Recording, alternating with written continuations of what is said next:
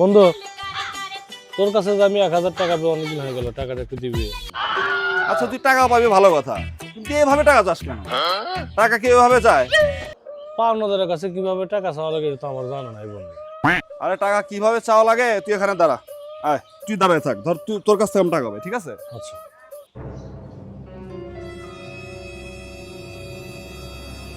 এ তোর কাছ থেকে টাকা পাবে, টাকা দেশ নাকি জন্য? হ্যাঁ?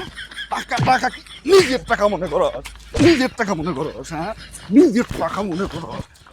টাকা পাই 1000 টাকা এখনই বাবা, এখনই দে, এই মুহূর্তে টাকা দে। টাকা টাকা দে, টাকা টাকা নিজের নিজের টাকা মনে করো।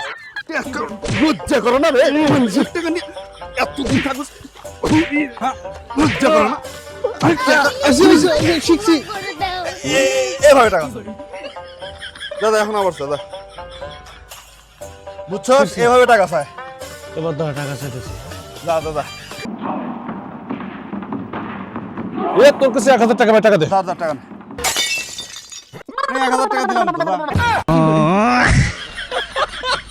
আমার ভুল হয়েছে, ক্ষমা করে দে।